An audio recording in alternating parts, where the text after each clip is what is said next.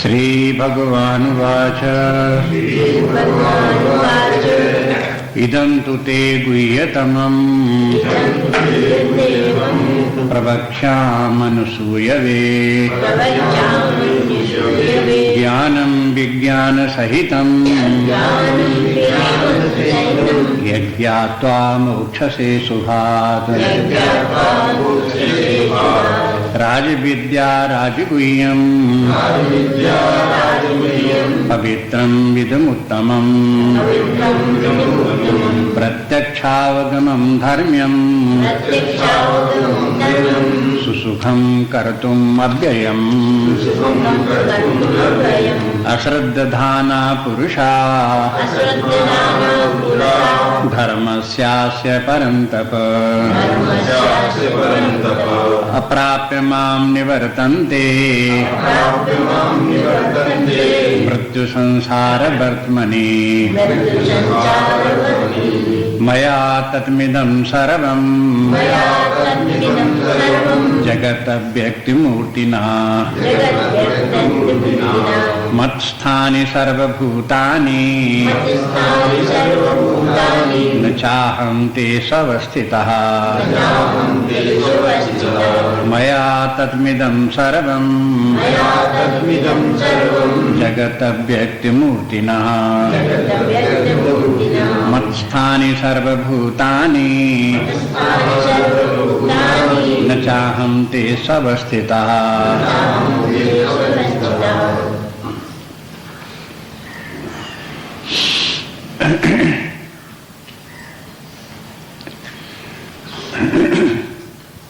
ये अध्याय में मुख्य रूप से ब्रह्म विद्या है, परमात्मा का ज्ञान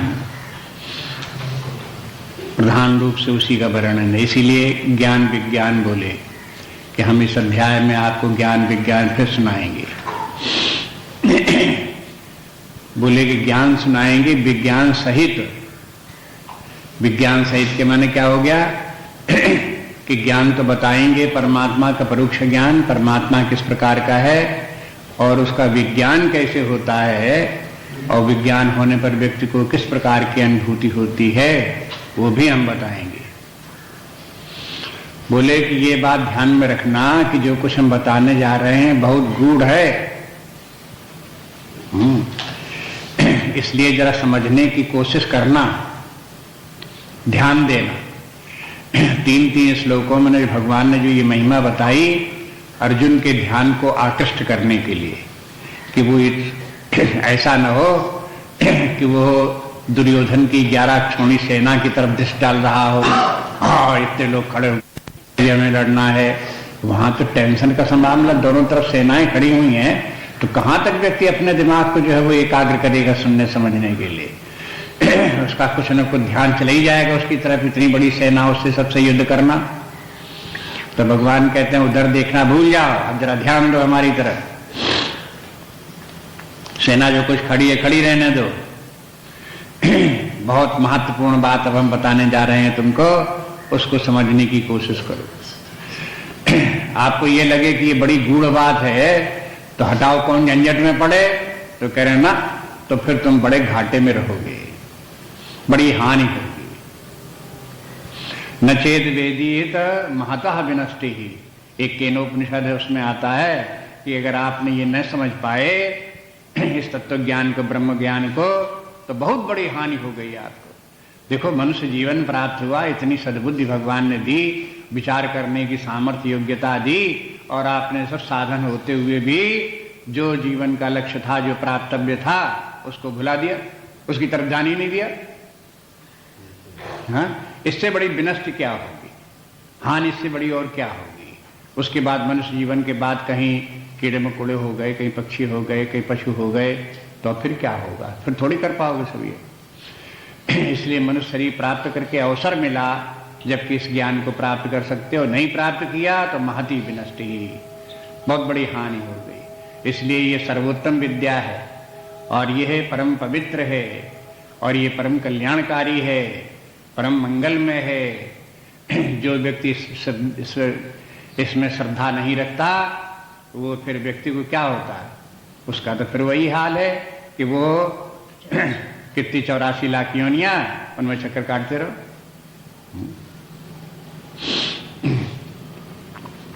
बार बार उनमें शरीर धारण करते रहो, बार बार जन्मते रहो, बार बार मरते रहो, ये स्थिति प्राप्त हो गया। इसलिए मृत्यु संसार वर्तमनी, मृत्यु संसार, देखो पुनर्जन्म की तो बात कहते हैं, लेकिन ये संसार क्या है कि जहां पर मरते ही रहते हैं, रोज मरते रहते हैं, सुबह से शाम तक मरते रहते, जहां हाय हाय की, जहां किलकिलाने, जहां व्याकुल हुए, क्या हुआ, मर गए। बोलते भी रहते हैं लोग, बात कहते हैं कि हाय हाय क्या हो गया, अरे आज चोरी हो गई, आज डाका पड़ गया, क्या हो गया, मर गए।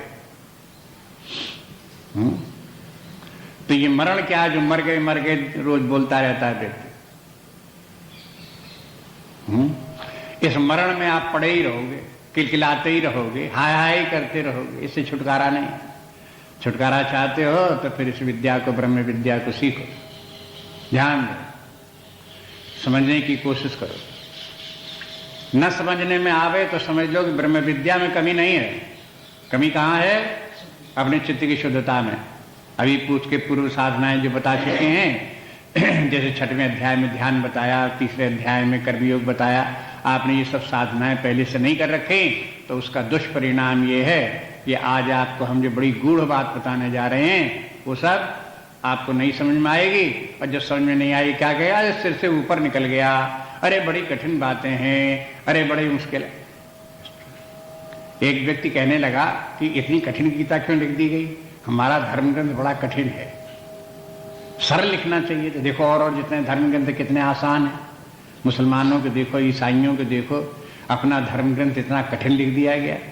हमने कहा भाई कठिन लिख दिया गया, लेकिन उसके ऊपर व्याख्याएं कितनी हैं, आप पढ़ोगे के बाद एक व्याख्या, अरे व्याख्या भी हमने पढ़ के देख ली, व्याख्या कोई कम कठिन है, वो भी बड़ी कठिन है, नहीं समझ में आती है।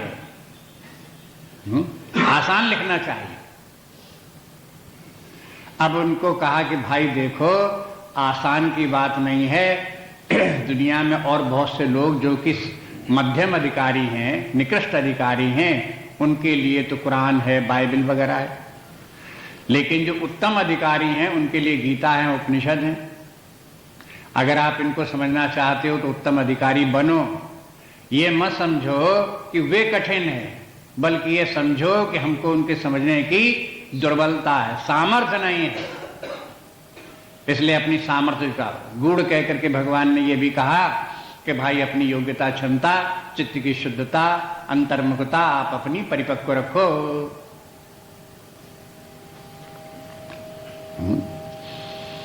लापरवाही बरतोगे, ध्यान नहीं दोगे, तो समझ में आने वाली बात नहीं। और भय नुकसान तो यही है, निवर्तन्ते मृत्यु संसार वर्तमनी। फिर वो संसार वर्तमनी में, वर्तमान संसार चक्र में, वर्तमनी संसार चक्र में वो चक्कर चक्कर ही काटता रहेगा। निवर्तन्ते, बार बार उसी में आते रहेंगे, उसी में गिरते रहेंगे।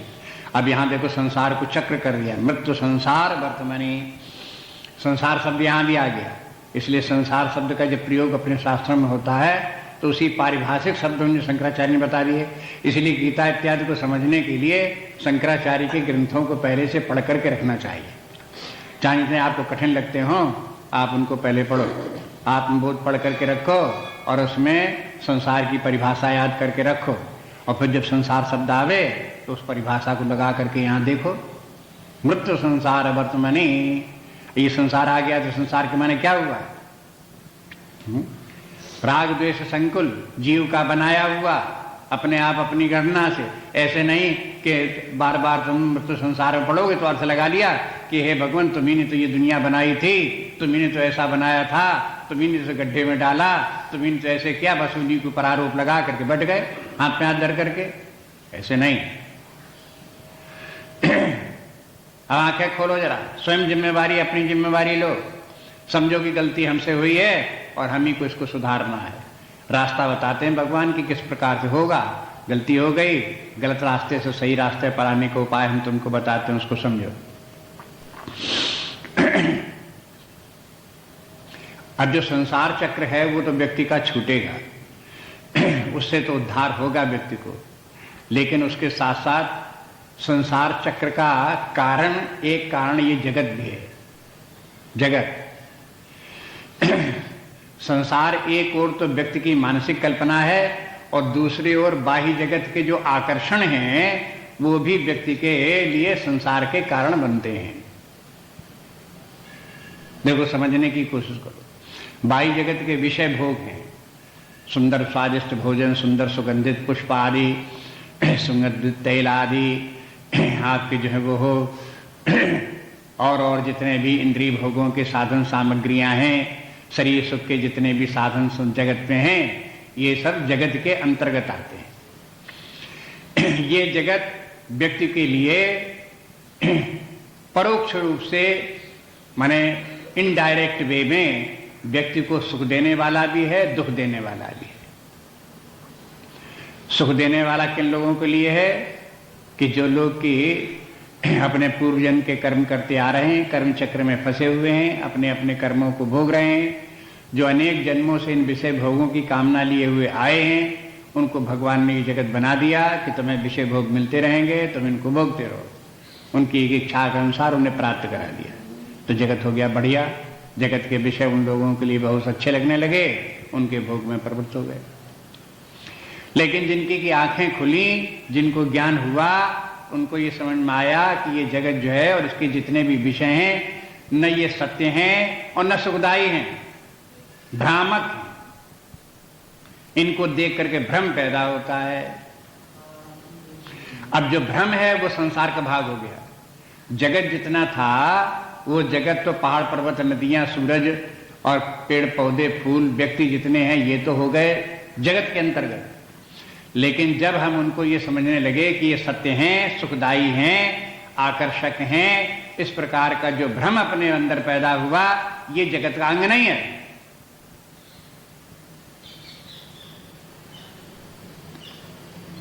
अब देखो, नहीं समझ में आएगी बात तो फिर क्या करें, भगवान ने पहले कह दिया गूढ़ है।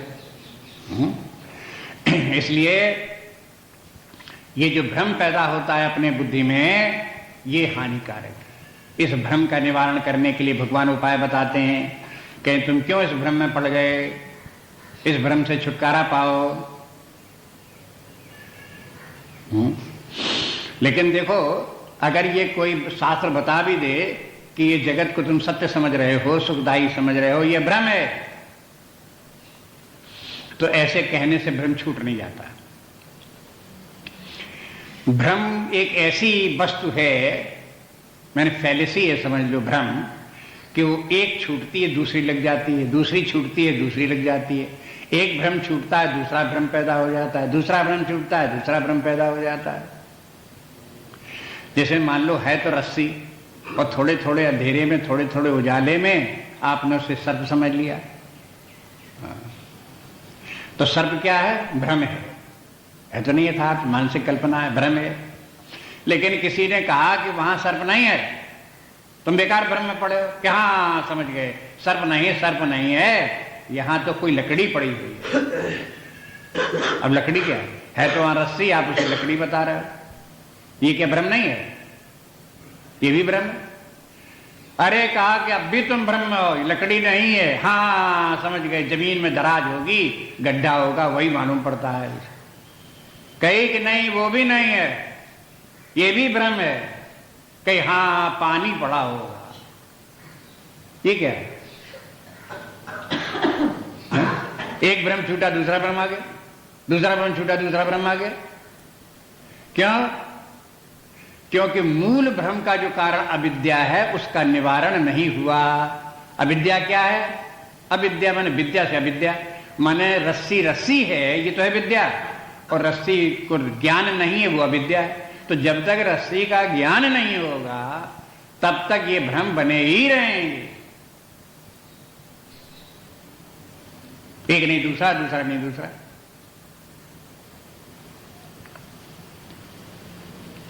इसलिए इस दृष्टांत से ये समझें कि जगत में अगर आपने ये समझा कि देखो जो इंद्रिय भोग हैं ये दुखदायी है, इनमें सुख नहीं है, तो आपने कहा हमारा भ्रम दूर हो गया, हम समझ गए ये विषय भोग सुखदायी नहीं है, ये दुखदायी हैं, बंधनकारी हैं, ये सब आपने समझ लिया, ठीक है।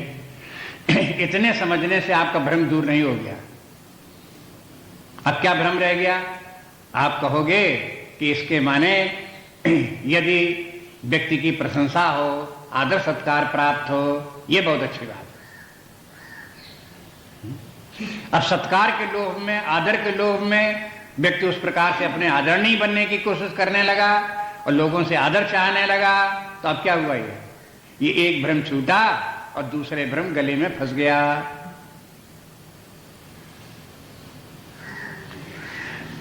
इस प्रकार के भ्रम एक के बाद एक चलते ही रहेंगे और सारे जीवन चलते ही रहते हैं। बचपन में ये था कि जब फिर पढ़ाई लिखाई में फर्स्ट डिवीजन आ जाएंगे और बढ़िया पढ़ाई हो जाएगी तो हम ये कर लेंगे, तब वो कर लेंगे, चलो वो पूरा हो गया। उसके बाद में भ्रम समाप्त हो जाए कि नहीं, अब विवाह होगा, बच्चे होंगे, उनका ये सब होगा, उनके लग गए, एक दूसरा भ्रम आ गया। एक बच्चा हुआ तो नहीं, लड़की हुई लड़का हो, लड़का हुआ तो लड़की हो, एक भ्रम और आ गया तो अब वो लड़के ठीक हो, लड़कियां ठीक हो, पढ़ें लिखें, नहीं पढ़ते हैं तो दूसरे चक्कर में फंस गए, उनके विवाह नहीं होते तो फिर और चक्कर में फंस गए।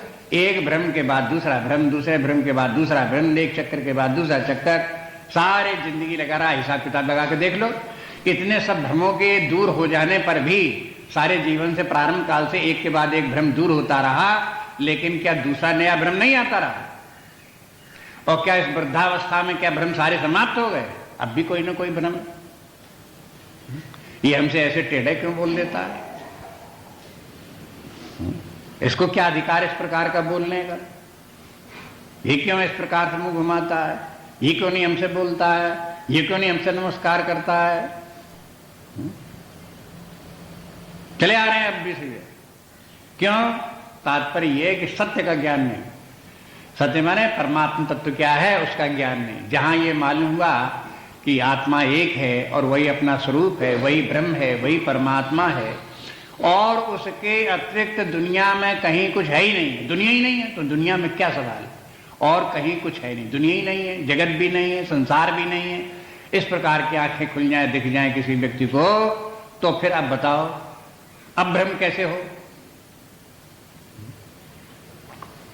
इसलिए छांदोग्य उपनिषद में, बृहदारण्यक उपनिषद में एक श्लोक आता है, आत्मानं चेद विजानीयात् अयम अस्मीति पुरुषः किमिच्छन् कस्य कामाय शरीरम अनुसज्जरेत।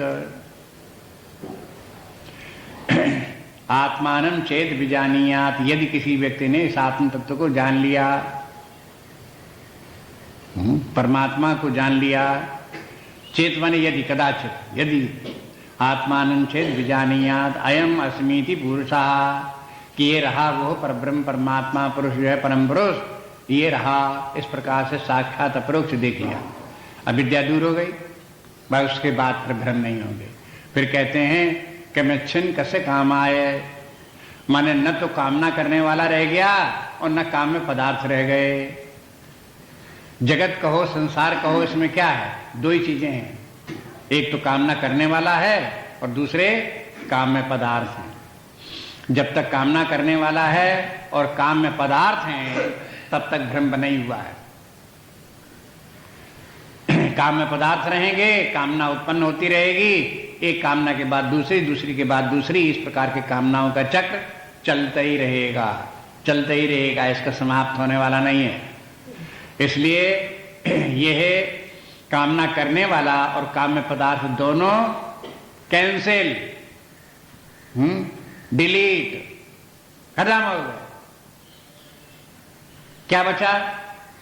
जिन पर कामना करने वाला टिका था, जिन पर काम में पदार्थ टिके हुए थे, बस वही एक वस्तु रह गई, उसके अतिरिक्त और कहीं कुछ नहीं। अब बस इसी ज्ञान को समझाने के लिए भगवान आगे प्रवृत्त होते हैं। गीता में अब देखो कि किस प्रकार से अद्वैत वेदांत कैसे कहा गया है, उसका प्रतिपादन भगवान किस प्रकार से करते हैं वो देखो। अद्वैत नाम नहीं लेते, लेकिन बात उसी बात को समझाते हैं। वेदांत शब्द का प्रयोग नहीं करते, वेदांत का एक आध जगह कहीं गीता में कर दिया, नहीं तो वेदांत का बार बार प्रयोग नहीं करते। वेदांत की जो टेक्निकल टर्मिनोलॉजी है उपनिषदों में जिनका प्रयोग किया गया उन शब्दों का प्रयोग नहीं करते। है सब उपनिषदों का ही सार, बात सब वही है, लेकिन कहते हैं कि देखो बात को समझो, सरल भाषा में समझ लो। एक प्रकार से भगवान ने उपनिषदों की कठिन बातों को सरल बनाने की भरसक कोशिश की। गीता आप समझो, अगर उपनिषद पढ़ो तो आपको इतना सरल नहीं मिलेगा जितना कि गीता। उनके जितने भी वाक्य हैं सब इंडिकेटिव हैं, उनमें लाक्षणिक अर्थ निकालना पड़ता है। ऐसा अर्थ क्या होगा, इसका तात्पर्य क्या होगा, ऐसे अर्थ लगाने पड़ते हैं। लेकिन यहाँ पर गीता में भगवान साफ साफ उस बात को सरल भाषा में कह देते हैं। उपनिषदों की भाषा भी प्राचीन संस्कृत है तो समझना और मुश्किल है। गीता की भाषा आधुनिक संस्कृति है, इसलिए जो ये भाषा हिंदी से मिलती जुलती है संस्कृत, ये आसान भाषा भी आसान है, बोलने का तरीका भी आसान है। अब इसमें कठिन मत समझो कि इसमें जो कुछ कहा गया कठिन कहा गया, जहाँ तक हो सकता था सरल कर दिया गया। अब सरल बात को समझो क्या कहते हैं। पहली बात ये कि जगत का और परमात्मा का क्या संबंध है। देखो जगत को तो कैंसिल करने जा रहे हैं, जगत नाम की कोई वस्तु ही नहीं, लेकिन पहले जगत आपको दिखाई दे रहा है, सुखदायी दिखाई दे रहा है, तो पहले इस बात को सोचो कि ये जगत कैसे बना। क्या ये जगत सदा ऐसा ही बना रहता है, यह जगत पहले नहीं था बाद में उत्पन्न हो गया, क्या ये जगत कभी समाप्त भी होता है, इस बात के ऊपर विचार करो। तो अब ये इसके इन बातों के ऊपर भगवान पहले से विचार करते आ रहे हैं। कई अध्याय हो गए, उनमें विचार हुआ। 7वें अध्याय में भगवान क्या बोले कि देखो मेरी दो प्रकार की प्रकृति है, एक परा प्रकृति है, एक अपरा प्रकृति है। अपरा प्रकृति क्या है? भूमिरापो नलो वायु खम मनो बुद्धिरेव च अहंकार इतीयम में प्रकृति अष्टधाहा। देखो पृथ्वी से लेकर के आकाश तक 5 और मन बुद्धि और अहंकार 3 मिलकर के 8 अष्टधा जो प्रकृति है, ये मेरी प्रकृति है। प्रकृति है कि माने इसी के द्वारा जगत की रचना होती है। स्थूल जगत की, सूक्ष्म जगत की रचना इसी के द्वारा होती है, मेरी प्रकृति है। और जब मेरी प्रकृति है तो मैं ही जगत की रचना करता हूं, ये तात्पर्य। और फिर दूसरी प्रकृति कौन बताई कि जब शरीर बन गए, सूक्ष्म शरीर बन गया, तो सूक्ष्म शरीर में जो परमात्मा का प्रतिबिंब हुआ वो भी प्रकृति है। जो प्रतिबिंबित चैतन्य है ये कैसा है? ये परा प्रकृति है। परा प्रकृति में अपरा प्रकृति में अंतर भी देख चुके। परा प्रकृति जो है, अपरा प्रकृति जो है वो परमात्मा की विपरीत लक्षणों वाली है, लेकिन जो परा प्रकृति है उसमें कुछ कुछ लक्षण मिलते हैं, कुछ कुछ नहीं मिलते हैं। अपरा प्रकृति जैसे भूमिरापो नलो वायु, इनमें सब में जो है जो परमात्मा के लक्षण उसके ये सब विपरीत लक्षण है। ये विभक्त हैं, अनेक अनेक, परमात्मा एक अखंड है। ये सब जड़ हैं, परमात्मा चेतन है। ये सब आदि अंत वाले हैं, परमात्मा अनादि अनंत है। इस प्रकार से सब प्रकार से देखो तो ये 5 भौतिक जितनी भी सृष्टि है ये सृष्टि परमात्मा के लक्षणों के विपरीत है। इसलिए कभी कभी जब परमात्मा का ज्ञान कराया जाता है तो जगत के जो लक्षण हैं उनमें आ या नी लगा करके परमात्मा बताते हैं। जगत व्यक्त है तो परमात्मा को कहें अव्यक्त है। परमात्मा जगत ये जो है जगत जो है वो प्रतीत होता है, जगत है तो असत्य है, लेकिन सत्य भाषित होता है, तब इसका उल्टी बताएंगे कि देखो जगत असत्य है, परमात्मा सत्य है। जगत जो है नाम रूपात्मक है, परमात्मा नाम रूप के परे है। अरूपम अग्राह्यम, ये जगत की वस्तुएं ग्राह्य हैं, वो अग्राह्य है। जगत की वस्तुएं द्रष्टव्य हैं, वो अद्रष्टव्य है। जगत की वस्तुएं चिंत्य हैं, परमात्मा अचिंत्य है। इस प्रकार से तो अब इस बात का जो पहले जगत के संबंध में बातें विचार कर चुके हैं उनको याद भी रखें, क्योंकि अब आगे की बात आ रही है। इसलिए परमात्मा ने जगत की रचना की, जगत से विलक्षण है और ये परमात्मा की ही प्रकृति है। वहां भगवान ने स्वीकार किया मेरी प्रकृति है, मेरी प्रकृति के द्वारा इन सबकी रचना हुई है। और मेरी प्रकृति जीव भी है, जो प्रतिबिंबी चैतन्य है वो चैतन्य जो है वो अब परमात्मा चेतना स्वरूप है, जीव भी चेतना स्वरूप है। लेकिन फिर जीव प्रकृति क्यों है? क्योंकि ये प्रतिबिंब है। परमात्मा बिंब रूप है, चेतन सत्ता स्वयं है, लेकिन जीव उसका प्रतिबिंब होने के कारण वो भी परा प्रकृति है, लेकिन चेतन दोनों है। इसलिए बोले कि देखो दोनों में थोड़ा एकदम से अंतर नहीं है। परमात्मा का चैतन्य यदि अंतःकरण में ज्यादा साफ प्रतिबिंब, अंतःकरण स्वच्छ हो और ज्यादा प्रतिबिंबित हो तो उसको बड़ा ज्ञानवान भी हो जाएगा और उसको आनंदानुभूति भी होगी। परमात्मा आनंद स्वरूप है तो आनंद भी प्रतिबिंबित होगा उसके अंतःकरण में, तो जीव को भी आनंद लगेगा। जीव को लगेगा मुझे आनंद है।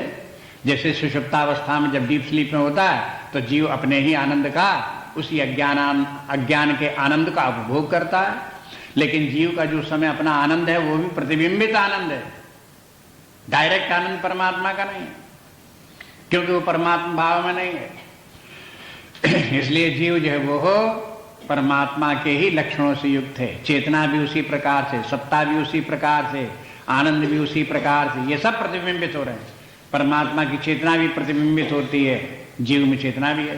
परमात्मा की सत्ता भी प्रतिबिंबित हो, इसलिए जीव को सत्ता लगती कि मैं हूं। हाँ?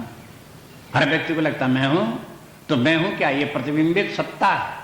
अस्तित्व जो अपने आप में लगता है ये प्रतिबिंबित यथार्थ नहीं है, परमात्मा है। इसी प्रकार से जो है यह आनंद जो कभी अपने आप को अनुभूत होता है, ये आनंद कोई मन बुद्धि का नहीं है, विषयों का नहीं है, ये परमात्मा का ही आनंद है जो कि प्रतिबिंबित होकर के हमें जीव भाव में आकर के अपना आनंद लगता है कि हम आनंद में हैं, हम सुखी हैं, इस प्रकार से लगता है। इसके माने जीव में भी सच्चिदानंद स्वरूप जीव भी है, लेकिन सच्चिदानंद स्वरूप जीव कैसा है? प्रतिबिंबित। और प्रतिबिंब की सत्ता ही कितनी होती है? प्रतिबिंब में तत्व ही कितना है? इसके कारण से वो प्रकृति है। ये प्रतिबिंब जो है एक कोई न कोई रिफ्लेक्टिंग मीडियम होता है जिसके ऊपर डिपेंड करता है। जैसे मान लो आपको अपना मुख का प्रतिबिंब देखना हो तो आपको एक शीशे की जरूरत पड़ेगी नहीं? एक दर्पण हो, शीशा हो, सामने रखो, तब आपका मुंह उसमें रिफ्लेक्ट करेगा, तब प्रतिबिंब बनेगा, तब दिखाई देगा कि ये प्रतिबिंब है। और शीशा ना हो तो प्रतिबिंब ही नहीं। इसी प्रकार से यह जीव के लिए वैसे तो बिंब रूप परमात्मा चाहिए ही कि वो प्रतिबिंबित हो तब प्रतिबिंब बने, लेकिन एक प्रतिबिंबित होने के लिए एक मीडियम भी तो चाहिए, वो अंतःकरण होता है। इसलिए यह जो प्रतिबिंबित चैतन्य जीव है वो दो तरफ पराश्रित है। एक और परमात्मा से बिंब रूप में वहां से प्राप्त हो रिफ्लेक्शन, इसलिए उसके ऊपर आश्रित है, और दूसरी तरफ रिफ्लेक्टिंग मीडियम के ऊपर आश्रित है। अगर रिफ्लेक्टिंग मीडियम ना हो तो भी उपलब्ध ना हो। अब मनुष्य का अंतःकरण ज्यादा स्वच्छ है अन्य जीवों की अपेक्षा। परिणाम ये होता है कि वो परमात्मा जीव भाव से मनुष्य के शरीर में इसमें देखते हैं कि ज्यादा साफ दिखाई देता है, सत्ता ज्यादा लगती है, अपनी चेतना भी ज्यादा लगती है, अपना आनंद भी मनुष्य को ज्यादा प्राप्त होता है। उतना आनंद अन्य प्राणियों को नहीं है, मनुष्य को ज्यादा होता है। अन्य प्राणियों का अंतःकरण मलिन है, उसमें तमोगुण रजोगुण ज्यादा है, तो परिणाम क्या है कि उनको ये सबकी प्रतीत उतनी नहीं होती, मध्यम होती चली जा रही, मध्यम होती चली जा रही। जब पेड़ों की अवस्था में पहुंचे तो वहां अंतःकरण कैसा हो गया? लुप्त प्राय, लुप्त प्राय अंतःकरण। अब उसमें वो चेतना परमात्मा की प्रतिबिंबित हो तो क्या प्रतिबिंबित हो? केवल जीवन तत्व के रूप में। जीवन जीवन तो मालूम पड़ता है, पेड़ पौधे बढ़ तो रहे हैं, उनमें जीवन तो मालूम होता है, लेकिन उनमें चेतना हो कि मैं हूं, इस प्रकार का बोध नहीं हो रहा। मैं आनंद स्वरूप हूं, इस प्रकार का बोध नहीं हो रहा। तो देखो ये अंतर जब परमात्मा प्रतिबिंब सब जगह हो रहा है। जैसे आप दीवार के सामने खड़े हो तो दीवार में भी आपका प्रतिबिंब है, लेकिन दिखाई नहीं देता। क्यों नहीं दिखाई देता? क्योंकि दीवार की सरफेस इतनी चिकनी नहीं है जितनी कि शीशे की होती है। अगर इस दीवार की सरफेस ही खूब चिकना दे तो ये भी इसमें दिखाई देने लगेगा अपना चेहरा।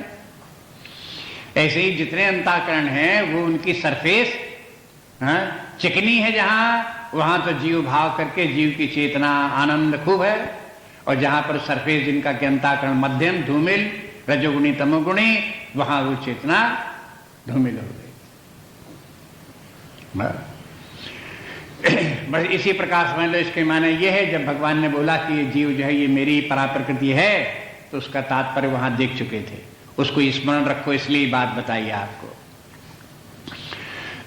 फिर भगवान ने बताया ये भी उसी अध्याय में कि देखो ये सब के सब मेरी माया है और लोग बाग सब मेरी माया से मोहित हैं।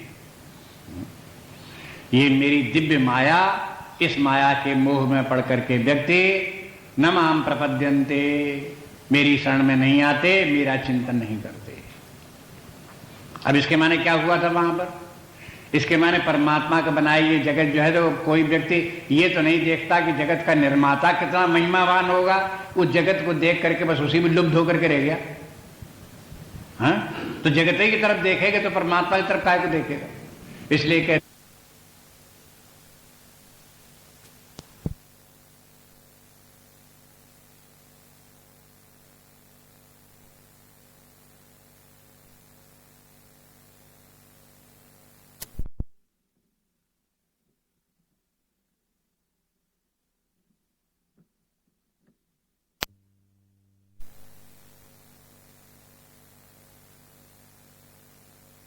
ये सब 7वें अध्याय के। वहां भगवान कहते हैं कि देखो जो मूढ़ व्यक्ति हैं, उन मूढ़ व्यक्तियों को जगत ही दिखाई देता है, न उनको अपना जीव भाव दिखाई दे, न प्रतिबिंबित चैतन्य अपना दिखाई दे, न बिंब रूप परमात्मा दिखाई दे, उसकी तरफ उनका ध्यान ही नहीं जाता। बाहर की तरफ जो दुनिया दिखाई देती बस वही सब कुछ है, उसी में भला बुरा अपना पराया अपना प्रभास, इसी चक्कर में पड़े नहीं, उठते ही भर के बीच। बस उसका परिणाम भगवान बताते हैं ये माया है। न माम प्रपद्यन्ते मूढ़ा नराधमा, कहते हैं नराधम है। मनुष्यों में भी जो पशु स्तर के व्यक्ति होते हैं, निम्न कोटि के व्यक्ति होते हैं, उनसे सब ये ज्ञान नहीं प्राप्त कर पाते हैं, उनको परमात्मा की प्राप्ति नहीं होती, उसी चक्र में फंसे रहते हैं। वहां भी ये भी कहा है उसी 7वें अध्याय में कि देखो प्रकृति और पुरुष दो जो हैं नित्य हैं, शाश्वत हैं। प्रकृति है और पुरुष है। पुरुष के माने चेतन स्वरूप परमात्मा, प्रकृति के माने उसकी शक्ति जिसके द्वारा जगत की रचना होती। तो बोले कि प्रकृति पुरुष दोनों अनादि हैं, ऐसे बोल करके आए। अब यहां पर आकर के 9वें अध्याय में भगवान की भाषा बदलती है। जो पहले कहे आए हैं उसी में सुधार करते हैं। तो ये मत समझो कि भगवान ने पहले गलत बोल गए तो अब सुधार रहे हैं। जैसे कोई व्यक्ति ने कुछ बोल दिया, हाँ ऐसे नहीं, सॉरी, ऐसे नहीं, ऐसे है। क्या हुआ? उसने कहा कि भाई हम पहले गलती से बोल गए, ऐसा नहीं है, ऐसा है। हाँ? तो व्यक्ति इस प्रकार से सुधार कर लेता तो लोग बाग समझते हैं भगवान भी ऐसे सुधार रहे होंगे, वो भी गलती से कुछ कह गए होंगे और फिर अब वहां सुधार रहे होंगे। तो ये बात नहीं है। वेदांत में एक प्रक्रिया है शिक्षा की, जो कि परमात्मा का ज्ञान कराने के लिए अपनाई जाती है। उसका नाम है अध्यारोप अपवाद। अध्यारोप अपवाद के द्वारा क्रम क्रम से व्यक्ति को परमात्मा तक पहुंचाया जाता है। अध्यारोप अपवाद के माने है पहले करेंगे अध्यारोप और फिर जिसका अध्यारोप करेंगे उसका कर देंगे अपवाद, और फिर दूसरा अध्यारोप करेंगे फिर उसका भी कर देंगे अपवाद। अध्यारोप के माने किसी बात को बताएंगे कि देखो अरे शरीर क्या है, शरीर तो तभी तक है जब तक इसमें प्राण है। तो प्राण की महिमा है कि शरीर की है? प्राण चले गए तो कहां शरीर रह जाता है? तो ध्यान हट गया व्यक्ति का शरीर से, प्राण की तरफ ध्यान चला गया। तो इसमें क्या किया? प्राण का तो कर दिया अध्यारोप और शरीर का क्या कर दिया? अपवाद। प्राण के सामने शरीर कुछ नहीं। प्राण को शरीर बहुत मिल जाते हैं। प्राण जब एक शरीर छोड़कर दूसरे शरीर में जाता तो दूसरा शरीर मिल जाता, तीसरा शरीर मिल जाता है। क्या मुख्य तो प्राण है, शरीर थोड़े। तो ये उदाहरण हुआ अध्यारोप अपवाद का। फिर बोले कि देखो ये प्राण क्या, प्राण को कुछ अपना ज्ञान है, मन बुद्धि को तो अपना ज्ञान भी है, मन बुद्धि जानता है प्राण। आपको ये समझ में आ गया कि प्राण श्रेष्ठ है, शरीर श्रेष्ठ नहीं, तो कैसे समझ में आ गया कि प्राण के द्वारा आ गया? कि नहीं, कैसे समझ में आया कि बुद्धि के द्वारा है? इसके माने ज्ञान शक्ति श्रेष्ठ है कि क्रिया शक्ति श्रेष्ठ है? कि हाँ ज्ञान शक्ति श्रेष्ठ है। तो आप प्राण क्या रह गए? प्राण का स्थान हो गया, अपवाद के स्थान पर आगे सेकेंडरी हो गए और प्रधानता हो गई बुद्धि की।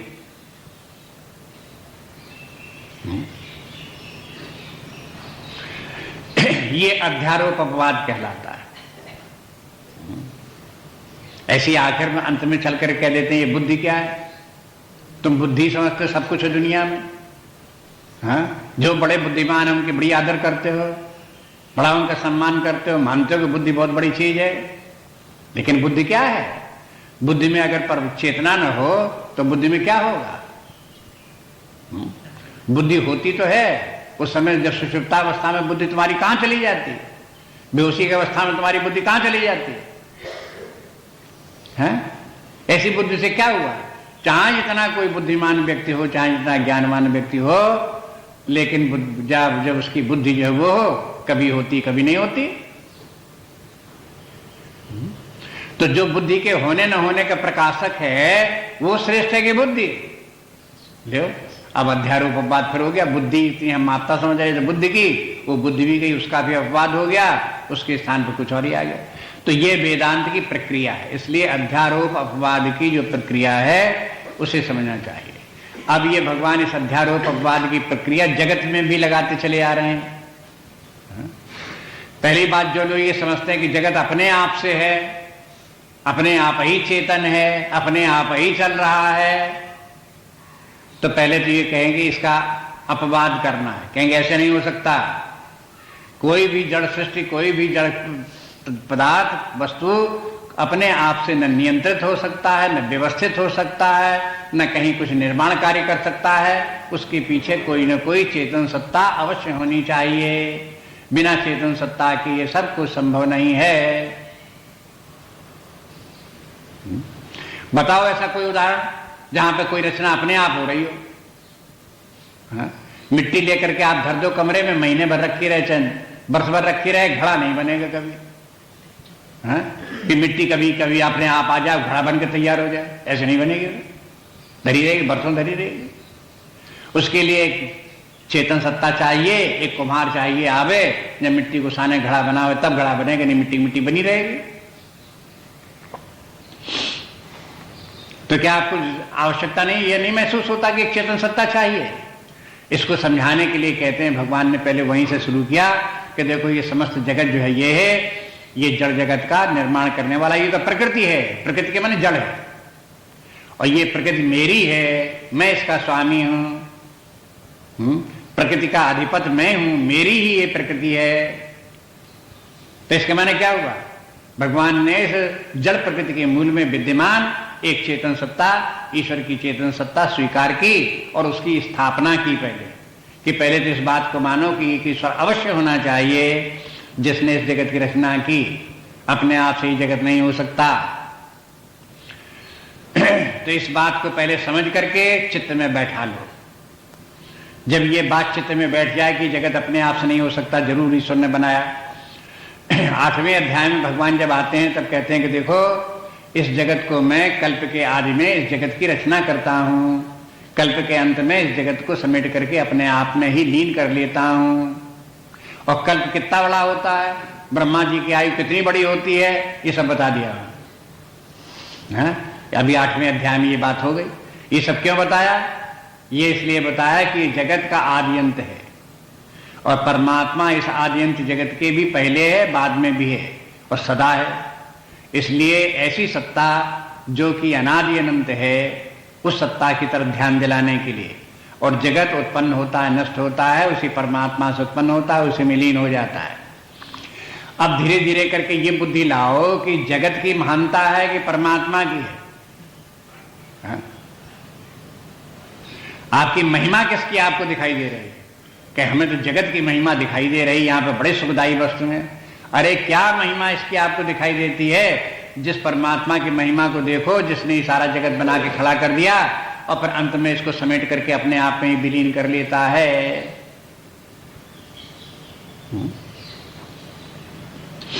इसी से आप समझ लो क्या सत्य है, क्या मिथ्या है, क्या नित्य है, क्या अनित्य है। अब ये रूप आपके अंदर कैसा आ गया जगत के प्रति?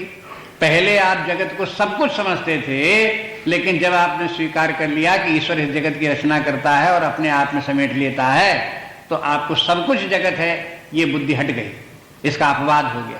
उसके स्थान पर आ गया कि ईश्वर भी कुछ है जो इस जगत की रचना करने की सामर्थ्य रखता है, उसकी भी कुछ महानता है। ये बात आप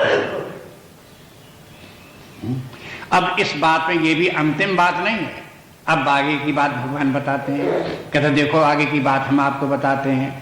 कहते हैं कि मया ततमिदम सर्वम जगत अव्यक्त मूर्तिना, कहते अव्यक्त मूर्तिना मया इदम सर्वम जगत ततम, मुझ अव्यक्त मूर्ति से ही ये सारा जगत का विस्तार हुआ है।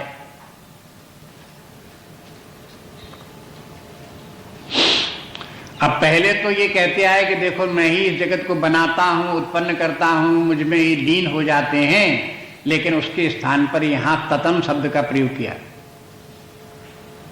ये नहीं कहा कि मुझसे ही उत्पन्न हुआ है, ये खामखा नहीं ततम शब्द आ गया है। ततम के माने विस्तार पाना, जैसे कपास से रुई से एक धागा बना दिया जाए, लंबा धागा बना दिया, तो लंबे धागा क्या हुआ, तनोती ततम, तनोती के माने फैल गया, लंबाई उसकी तमाम हो गई। ऐसे ही वो परमात्मा जो है वो हो, उसका विस्तार हो गया, उसकी अभिव्यक्ति हो गई, तो जगत बन गया।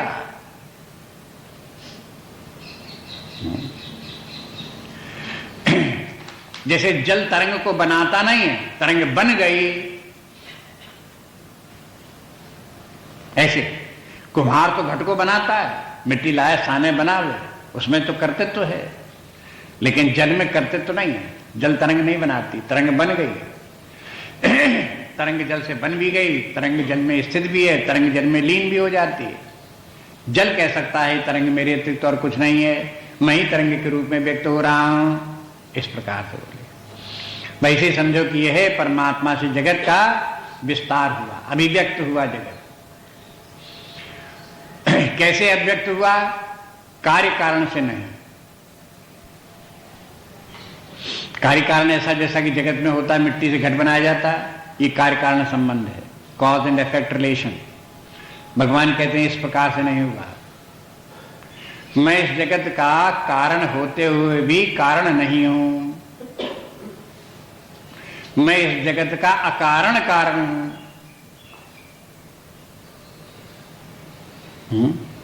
मैं इस जगत का कॉजलेस कॉज हूं।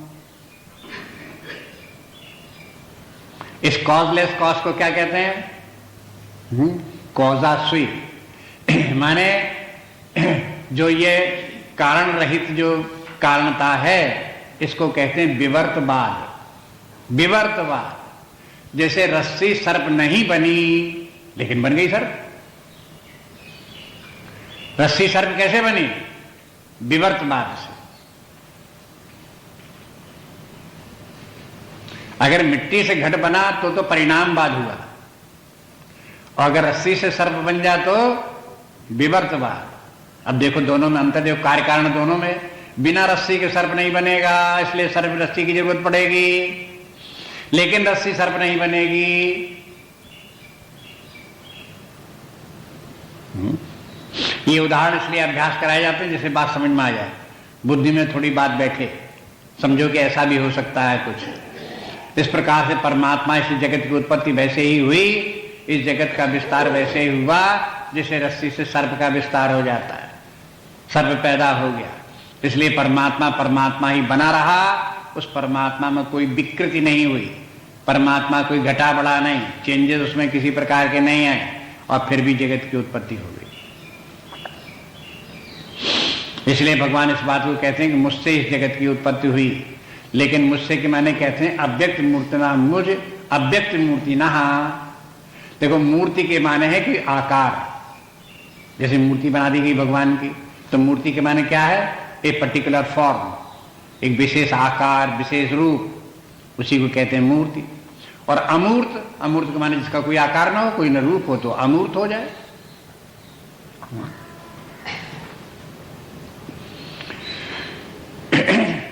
लेकिन कहते हैं, भगवान कहते हैं कि देखो मूर्तियां भी दो तरह की होती हैं। एक व्यक्ति मूर्ति होती है और एक अव्यक्त मूर्ति होती है। व्यक्ति मूर्तियां तो आपने देखी, आंखों से दिखाई देती हैं, भगवान की व्यक्ति मूर्ति सामने है, विद्यमान आपके। एक व्यक्ति मूर्ति ये भी हो सकती है, आप अपने मन में भगवान की कल्पना करो, चाहे शंकर जी की कल्पना करो, चाहे राम की कल्पना करो, तो वो भी एक मूर्ति होगी। वो मूर्ति आंखों से न दिखाई दे तो कम से कम मन बुद्धि से तो दिखाई देगी, है?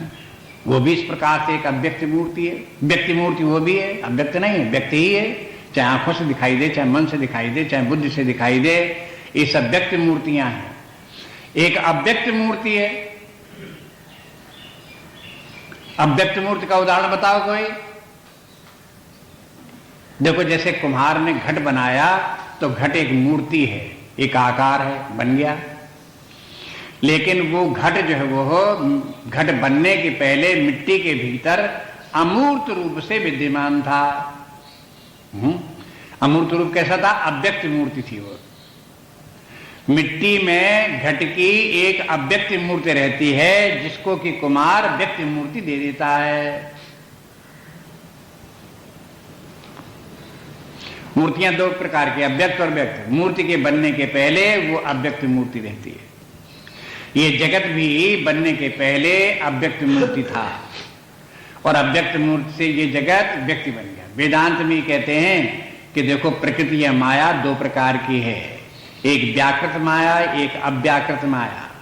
अव्याकृत के माने जब प्रलय काल हो गई और ये माया तिरोहित हो गई, प्रकृतिलीन हो गई परमात्मा में, उस समय वो अव्याकृत रूप में रहती है। जब जगत की उत्पत्ति होती, जगत बन जाता है, तो वो माया व्याकृत रूप धारण कर लेती है। इसके माने भगवान जी कहते हैं मया अव्यक्त मूर्तिनः। इसके माने ये जगत की उत्पत्ति परमात्मा से नहीं हुई, परमात्मा की माया शक्ति से हुई, जो प्रलय काल में अव्यक्त रूप में विद्यमान रहती है। ये जितने भी जगत है ये नाम रूपात्मक है। आप देख रहे हो सब जगह रूप रूप हैं, उनके रूपों के नाम हैं, तो रूपात्मक जगत है। रूपात्मक माने मूर्त जगत है। इस जगत में मूर्त मूर्त नाना मूर्तियां हैं। कहीं वेदांत संबंध सम्मेलन हो और सन्यासी लोग वहां सब इकट्ठे हों, 10, 20, 50, तो लोग बाग आजकल की भाषा में क्या बोलते हैं कि वहां पर बड़ा सम्मेलन हुआ, 50 मूर्तियां इकट्ठी हुई। 50 मूर्तियों का माने क्या? 50 व्यक्ति नहीं, 50 सन्यासी इकट्ठे हुए, वे मूर्ति हैं, उनको मूर्ति सब बोलते हैं। 50 मूर्तियां आ गई। तो अब ये मूर्ति के माने ये सब जहां पे दिखाई दें, रूपाकार जितने, ये मूर्ति हैं। लेकिन सन्यासी अपने वास्तविक स्वरूप में क्या है? अमूर्त भी नहीं है।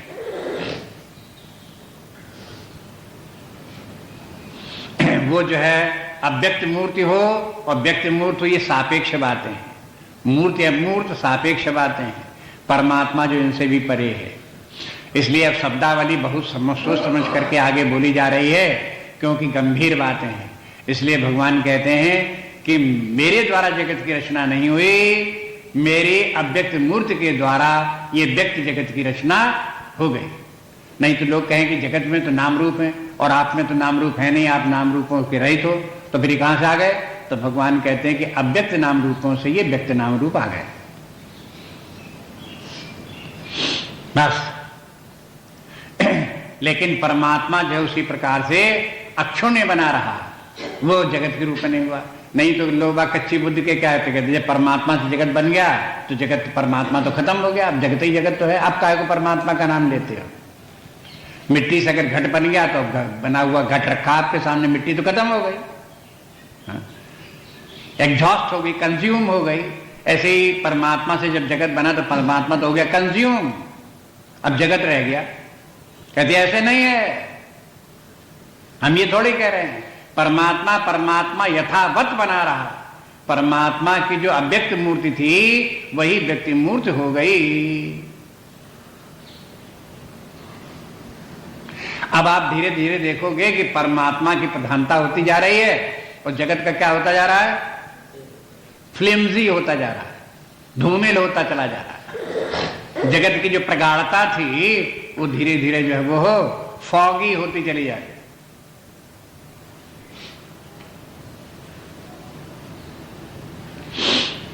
भगवान कहते हैं मत स्थानि सर्वभूतानि, ये जितने के भूत प्राणी सब जितने हैं सब मत स्थान मेरे ही में है। मेरे में ही क्या है कि परमात्मा सर्वव्यापी अनंत चैतन्य है, ऐसा कहीं कोई स्थान नहीं, ऐसा कोई काल नहीं जहां परमात्मा न हो। तो जगत होगा तो कहां होगा?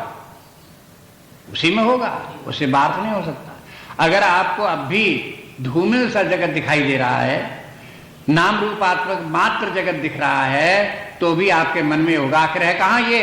ऐसा नहीं है कि ये है व्यक्त होकर के परमात्मा से कहीं अलग हो गया हो। अव्यक्त मूर्ति जगत जो है वो हो, व्यक्त मूर्त हुआ तो कहीं परमात्मा से बाहर, परमात्मा से पृथक, स्वतंत्र सत्ता वाला नहीं हो गया। वो परमात्मा में ही विद्यमान। जगत में जो सत्यता लग रही है, व्यक्त मूर्त जो जगत है, इसमें जो सत्यता लग रही है, उस सत्यता का कारण परमात्मा ही है। जैसे रस्सी से सांप दिखाई देने लगा, तो सांप है तो नहीं, लेकिन सांप है बुद्धि जो आई वो कहां से आई? वो रस्सी से आई। रस्सी है इसलिए उसकी सत्ता काल्पनिक सर्प में भी घुसे आई बस, और रस्सी में कुछ परिवर्तन नहीं हुआ। ऐसी जगत तो बन गया और परमात्मा में कोई परिवर्तन नहीं हुआ, लेकिन इस जगत की जो सत्यता है वो परमात्मा से आ गई, लगने लगी यहां सत्यता।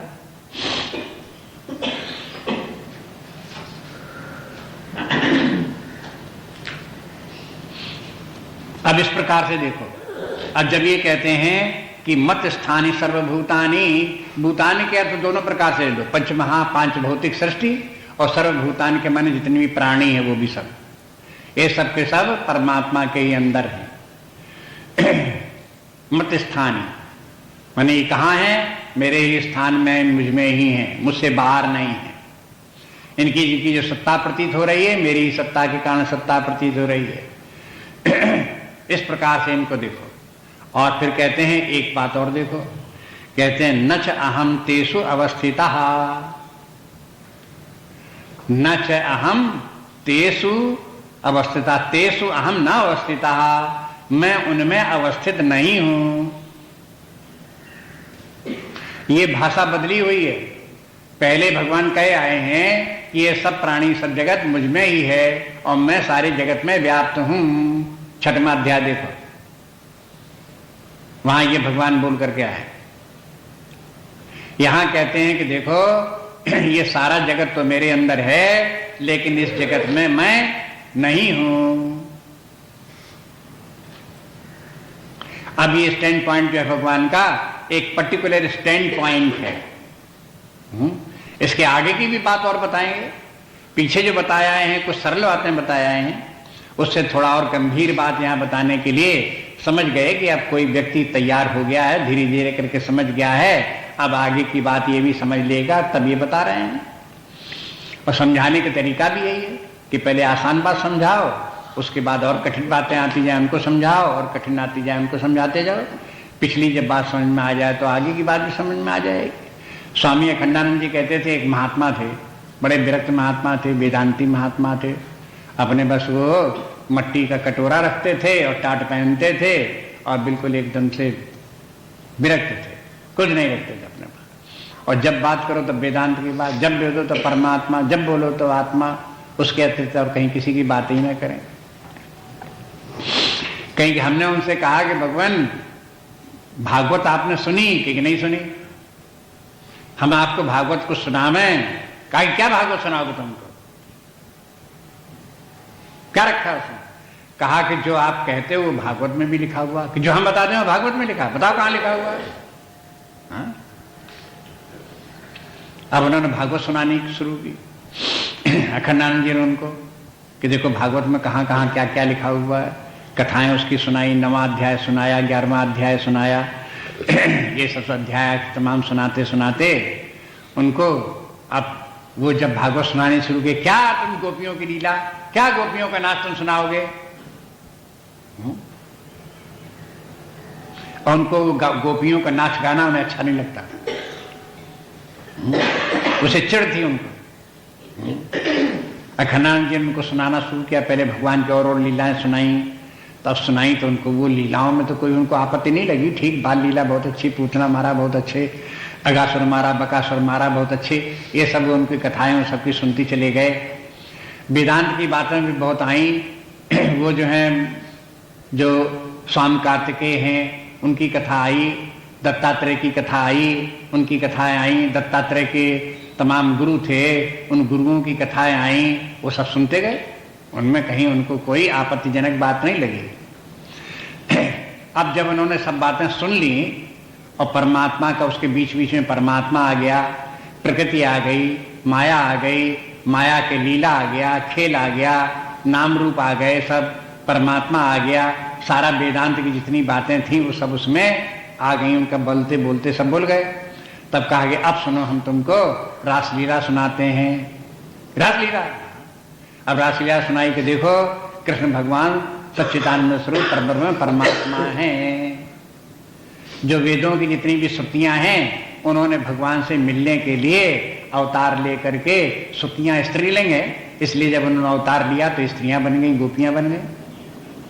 जितने भी शास्त्र हैं और जितनी भी श्रुतियां हैं, वे श्रुतियां सब के सब परमात्मा के ज्ञान के चारों तरफ घूमती हैं। कोई भी श्रुति होगी घुमा फिरा के परमात्मा का प्रतिपादन करेगी, परमात्मा को नहीं छोड़ेगी। बस यही बात गोपियों में कि हाँ, अब तो रासलीला तुम्हारी ठीक है, ऐसी रासलीला सुनाते तो ऐसी लोग नहीं सुनाते, अब तुम्हारी ठीक है रासलीला। माने रासलीला कितनी आपत्तिजनक चीज है, वो किस प्रकार से आपत्तिहीन बन गई और सुनने लायक बन गई जब वो वेदांती रूप उसका प्रकट हो गया। ऐसे ही उदाहरण के रूप में यहां देखो कि ये परमात्मा ही एकमात्र सर्वत्र है। जो व्यक्ति समझता है कि जगत ही एकमात्र है, उसे जस्ट अपोजिट बात यह कि परमात्मा ही सर्वत्र है और कहीं कुछ नहीं है। इस बात को सिद्ध करने के लिए अनेक स्टैंड पॉइंट देते हैं, एक के बाद एक स्टैंड पॉइंट, उनको समझो। पहले तो ये हो गई बात कि जगत जो है अपने आप से नहीं है, एक चेतन सत्ता परमात्मा चाहिए, परमात्मा से जगत की उत्पत्ति हुई। व्यक्ति को मान लेना कोई ज्यादा आपत्तिजनक नहीं लगता, आसान लगता है। लेकिन परमात्मा से जगत बन गया तो परमात्मा एग्जॉस्ट हो गया, कंज्यूम हो गया। जब ये आपत्ति आने लगी तो ना, ऐसे नहीं हुआ, परमात्मा वैसे ही बना रहा और जगत फिर भी बन गया। तो कैसे बन गया साहब? ऐसे बन गया कि परमात्मा की एक अद्भुत शक्ति है, अनिर्वचनीय शक्ति है, जिसका कि नाम माया है या प्रकृति है। उसी के द्वारा जगत बनता है और जगत उसी में विलीन हो जाता है। परमात्मा अपने उसी प्रकार से कि हाँ, ये बात को समझ में आई, अब तो बात ठीक है। ऐसे एक एक बात समझते जाओ। तो जब ये अव्यक्त जगत कहाँ है और व्यक्त जगत कहाँ है, ये सब परमात्मा में ही स्थित है। अगर जगत है तो परमात्मा में स्थित है। जब तक आपके मन में ये बात आवे कि जगत कहाँ है, कहाँ से उत्पन्न हुआ, तब तक अपने मन को समझाते रहो कि परमात्मा से उत्पन्न हुआ, वही सारा जगत परमात्मा में ही है। तो इतना सोचते सोचते आपकी बुद्धि का भी थोड़ा विस्तार होगा। आपको लगेगा कि जगत ही कितना विशाल है, इसमें सूर्य नक्षत्र तारे कहाँ कहाँ तक हैं, यही कितना विशाल है। और आखिरकार ये सब सबका सब जगत परमात्मा में स्थित है, तो परमात्मा कितना विशाल होगा।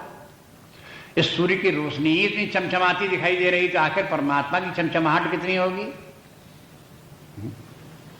आप ये कुछ दिनों सोचते रहो, धीरे धीरे करके उस परमात्मा की महिमा जो है वो हो आपको। जब आपने स्वीकार कर लिया कि जरूर ही परमात्मा होना चाहिए जिससे जगत की रचना हुई, तो उस परमात्मा का चिंतन करो, उसकी महिमा का चिंतन करो, तो धीरे धीरे वो परमात्मा बुद्धि में छा जाए और धीरे धीरे करके ये जगत धूमिल होने लगे, धीरे धीरे मिटे, ये जगत कम होना चाहिए। फिर भी आपको जगत दिखाई दे, तब यही कहो कि जगत की कोई स्वतंत्र सत्ता नहीं है, ये जगत परमात्मा में ही स्थित है, परमात्मा से ही उत्पन्न हुआ, उसी में स्थित है, उसी में विलीन हो जाता है। जैसे पानी का बुलबुला पानी में पैदा होता है, पानी में ही रहता है, फूट करके पानी में विलीन हो जाता है, ऐसे ये बुलबुले की तरह से पैदा होता है, उसी में रहता है, उसी में विलीन हो जाता है। ऐसी बुद्धि बनाए रखो। और उसके बाद में ये भी ध्यान दो अब भगवान कहते हैं कि वो परमात्मा, पहले तो 6वें अध्याय में कहा कि सारा जगत मुझ में है और मैं सारे जगत में हूं। वहां तात्पर्य यह था कि सारा जगत परमात्मा में, ये तो बात ठीक है, लेकिन मैं सारे जगत में हूं, मैं सारे जगत में अधिष्ठान रूप में हूं। वहां तात्पर्य था सारे जगत में कहीं भी कोई स्थान ऐसा नहीं जहां परमात्मा न हो। अब परमात्मा नहीं हो तो जगत की सत्ता कहां से हो जाती है? इसलिए परमात्मा तो सब जगह है ही है। और अधिष्ठान के माने सबस्ट्राटम, जिसके ऊपर जगत टिका हुआ है। जैसे बुलबुले का अधिष्ठान जल है, इस प्रकार से परमात्मा सब जगह विद्यमान है और उसी से ये जगत उत्पन्न हुआ, उसी में स्थित है।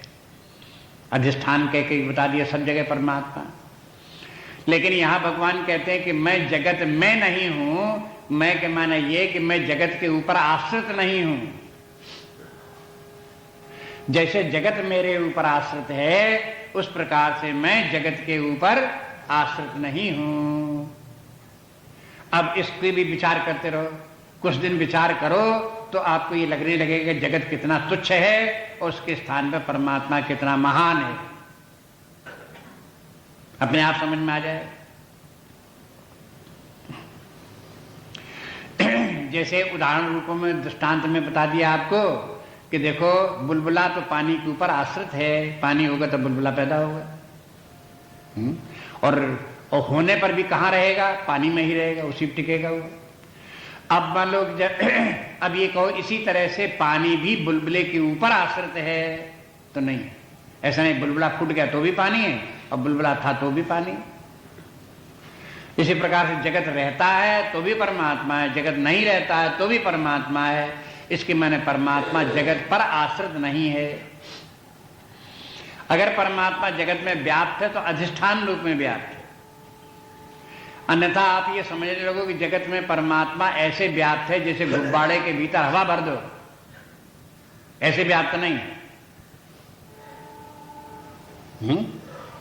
गुब्बारे के भीतर हवा भर देते नहीं, ऐसे ही संसार एक गुब्बारे की तरह, उसमें हवा की तरह से परमात्मा भरा हुआ है, ऐसे नहीं। फिर तो ये हो जाएगा कि ये जगत हो जाएगा अधिष्ठान और परमात्मा उसके ऊपर आधेय हो जाएगा, ऐसे नहीं है। परमात्मा अधिष्ठान तो है